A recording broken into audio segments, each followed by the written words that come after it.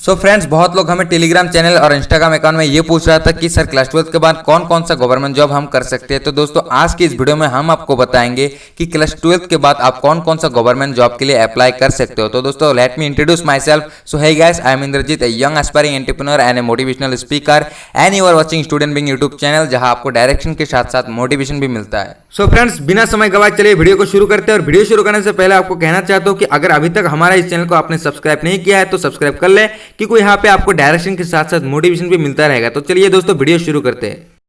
First of all बात करते हैं एसएससी सीएचएचएल यानी combined higher secondary level recruitment.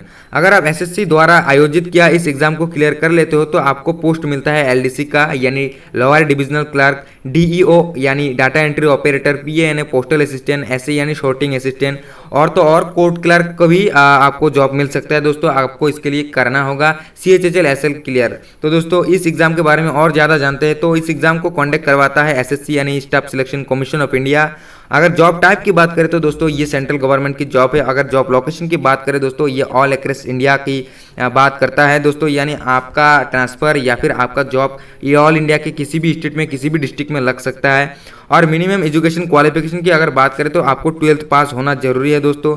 और अगर एग्जाम मोड की बात करें तो दोस्तों एग्जाम ऑनलाइन होता है और 3 स्टेज में होता है यानी 3 टायर में होता है। फर्स्ट टायर में एमसीक्यू टाइप का रहता है, सेकंड टायर में डिस्क्रिप्टिव यानी आपको लिखना पड़ता है जो कि ऑनलाइन होता है, और थर्ड टायर जो कि स्किल टेस्ट यानी आपका कंप्यूटर चलाने का स्पीड देखता है, आपको टाइपिंग का स्पीड देखता है। तो इसी 3 स्टेज को पार करने के बाद ही आपको सीएचएचएल का कोई भी पोस्ट आपको मिल सकता है। अगर बात करें सैलरी स्ट्रक्चर की तो दोस्तों सैलरी स्ट्रक्चर की अगर बात करें तो एलडीसी को 19,900 से 63,200 तक मिलता है, पीए और एसए को 25,500 से 51,100 तक मिलता है, और डीईओ को 25,500 से 81,100 मिलता है, और डीईओ ग्रेड ए को मिलता है 25,500 से लेके 81,100। आपको ये बात याद रखना है कि आपको एग्जाम के रैंक के आधार पर ही आपको पोस्ट एलोकेशन होता है और आपको डिस्ट्रिक्ट या फिर स्टेट एलोकेशन होता है। नेक्स्ट इस एसएससी एमटीएस यानी मल्टी टास्किंग स्टाफ। तो दोस्तों इस एग्जाम के बारे में बात कर लेते हैं। इस एग्जाम को कंडक्ट करवाता है एसएससी यानी staff selection commission of India, and इसमें एजुकेशन क्वालिफिकेशन मांगता है क्लास 10th और 12th पास आउट होना चाहिए। अगर जॉब टाइप की बात करें तो ये भी सेंट्रल गवर्नमेंट की जॉब है दोस्तों। और अगर जॉब लोकेशन की बात करें तो ये भी ऑल अक्रॉस इंडिया, मतलब आपको कहीं भी जॉब लग सकता है पूरा भारत में। दोस्तों सिलेक्शन प्रोसेस की बात करें, इस एग्जाम को ऑनलाइन लिया जाता है और इस एग्जाम में 2 टायर होता है यानी 2 स्टेज होता है। दोनों स्टेज क्लियर करने के बाद ही आपको एमटीएस का नौकरी मिल सकता है। अगर एग्जाम मोड की बात करें तो दोस्तों ये एग्जाम ऑनलाइन लिया जाता है एसएससी के द्वारा, और एग्जाम में 2 टायर है यानी 2 स्टेज है। दोनों स्टेज में ही आपको क्लियर करना पड़ता है, तभी आपको एमटीएस का नौकरी मिल सकता है दोस्तों। फर्स्ट टायर जो होता है उसमें एमसीक्यू टाइप के सवाल पूछता है, और जो सेकंड टायर है यानी सेकंड स्टेज है उसमें आपको डिस्क्रिप्टिव पूछता है यानी आपको लिखना पड़ता है दोस्तों। अगर आप एमटीएस की बात करें कि उनको कितना सैलरी मिलता है, इन हैंड सैलरी 20,245 उनको सैलरी मिलता है पर मंथ दोस्तों। और अगर बात करते हैं कि एसएससी एमटीएस क्लियर करने के बाद आपको कौन सा काम करना पड़ेगा, तो दोस्तों आपको बता दूं कि file document maintenance, file documents paper carrying with in the building, photocopying, sending fax, cleaning office, यही सब काम आपको करना पड़ेगा दोस्तों अगर आप एमटीएस को क्लियर करते हो। So friends, NDA exam recruitment. दोस्तों हमको पता है कि defence sector of India consist of 3 wing, Indian army, Indian air force and Indian navy.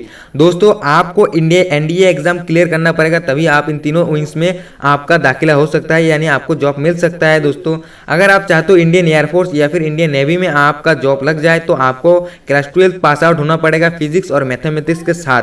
अगर आपको फिजिक्स और मैथमेटिक्स क्लास 12 पास आउट नहीं है तो आप इंडियन नेवी और इंडियन एयरफोर्स में नहीं जा सकते हो दोस्तों। और अगर बात करें एनडीए रिक्रूटमेंट की मोर डिटेल्स में कि यूपीएससी एनडीए का एग्जाम कंडक्ट करवाता है साल में 2 बार, और जॉब टाइप ही ये सेंट्रल गवर्नमेंट की जॉब है दोस्तों। और जॉब लोकेशन की बात करें तो ऑल अक्रॉस इंडिया यानी आपका पोस्टिंग ऑल इंडिया में कहीं भी हो सकता है। और एग्जाम मोड की बात करें तो ये एग्जाम ऑफलाइन होता है दोस्तों। सिलेक्शन प्रोसेस की बात करें तो दोस्तों एग्जाम रिटन एग्जाम होता है जो कि ऑफलाइन होता है, और इस एग्जाम में अगर आपका रैंक अच्छा आ जाता है तो आपको अच्छे पोस्ट में रिक्रूट किया जाता है, और इंडियन आर्मी, इंडियन एयरफोर्स या फिर इंडियन नेवी में किसी भी विंग्स में आपका रिक्रूटमेंट किया जाता है, आपको पोस्टिंग दिया जाता है। और अगर एनडीए रिक्रूटमेंट की सैलरी की बात करें तो दोस्तों सैलरी स्ट्रक्चर कुछ अलग अलग होता है, यानी इसमें जो 3 विंग्स है इन तीनों विंग्स में अलग अलग सैलरी स्ट्रक्चर है जो कि इसमें पोस्ट पर डिपेंड करता है कि आप कौन से पोस्ट में अभी तैनात हो। नेक्स्ट इस एसएससी जेडी कांस्टेबल रिक्रूटमेंट। तो दोस्तों इसमें पोस्ट आपको मिलता है कांस्टेबल का, जो कि सेंट्रल आर्म पुलिस फोर्स में भी मिल सकता है कांस्टेबल का, और NIA एंड SSF में भी कांस्टेबल का आपको पोस्ट मिल सकता है। राइफलमैन GD इन आसाम राइफल में भी आपको कांस्टेबल का जॉब मिल सकता है। अगर आप क्लास 12 पास हो तो भी आप इस एग्जाम को ट्राई कर सकते हो। और अगर मोर डिटेल्स की बात करते हो दोस्तों, इस एग्जाम को SSC यानी staff selection commission of India recruit करवाता है, आयोजित करवाता है। और अगर जॉब टाइप की बात करें तो दोस्तों ये जॉब सेंट्रल गवर्नमेंट की जॉब है। अगर जॉब लोकेशन की बात करें दोस्तों, ऑल अक्रॉस इंडिया की बात करता है ये, यानी आपका पोस्टिंग ऑल इंडिया में कहीं भी हो सकता है दोस्तों। और अगर मिनिमम एजुकेशन क्वालिफिकेशन की बात करें तो आपको क्लास 10th या फिर 12th पास आउट होना है। और अगर दोस्तों एग्जाम मोड की बात करें GD कांस्टेबल रिक्रूटमेंट की, तो ये एग्जाम ऑनलाइन होता है दोस्तों। और अगर सिलेक्शन प्रोसेस की बात करें तो दोस्तों सिलेक्शन के लिए यहाँ एग्जाम होता है, 3 एग्जाम होता है, यानी 3 टायर में एग्जाम होता है। SSC GD constable tyre 1 exam होता है, SSC GD PET टेस्ट होता है यानी फिजिकल एफिशिएंसी टेस्ट होता है, और लास्ट जो एग्जाम होता है उसको कहते हैं SSC GD detailed medical exam. अगर इन हैंड सैलरी की बात करें दोस्तों GD कांस्टेबल की, तो दोस्तों 21,700 से लेके 69,100 तक जाता है दोस्तों। अगर आप क्लास 12 पास कर चुके हो तो मैं आपको रिकमेंड करता हूं कि आप ये जॉब करो, क्योंकि इस जॉब में सैलरी भी अच्छा खासा मिलता है दोस्तों। Next and last is defence and security force recruitment. दोस्तों जो कोई भी एलिजिबल कैंडिडेट है उनको बॉर्डर सिक्योरिटी फोर्स यानी BSF में पोजीशन दिया जाता है। Indo Tibetan border police force यानी ITBP में पोजीशन दिया जाता है। सशस्त्र सीमा बल यानी SSB में पोजीशन दिया जाता है। सेंट्रल रिजर्व पुलिस फोर्स यानी CRPF में पोजीशन दिया जाता है। सेंट्रल इंडस्ट्रियल सिक्योरिटी फोर्स यानी CISF में पोजीशन दिया जाता है defence and security force recruitment के जरिए से। और अगर सिलेक्शन प्रोसेस की बात करें तो दोस्तों सिलेक्शन प्रोसेस के लिए आपको रिटन टेस्ट देना पड़ता है, फिर फिजिकल एफिशिएंसी टेस्ट यानी PET देना पड़ता है, फिर देना पड़ता है आपको मेडिकल टेस्ट, और आपको देना पड़ता है SSB और इंटरव्यू दोस्तों। सैलरी स्ट्रक्चर की बात करें तो दोस्तों सैलरी आपको पोस्ट के आधार पे दिया जाता है। आप SSB में हो या फिर BSF में हो या फिर ITBP में हो या फिर CISF में हो, तो इसके आधार पे ही आपको सैलरी दिया जाता है दोस्तों। ये बात ध्यान रखना, आप जितना एग्जाम में रैंक लाएंगे उतना ही अच्छा से अच्छा पोस्ट में आपको दाखिला दिया जाएगा, आपको जॉब दिया जाएगा। तो दोस्तों आज का वीडियो यही पे एंड होता है। होपफुली आपको ये वीडियो बहुत मदद किया होगा दोस्तों। अगर मदद किया होगा तो इस वीडियो को लाइक कीजिए और हमारे चैनल को सब्सक्राइब कीजिए, और see you in the next video.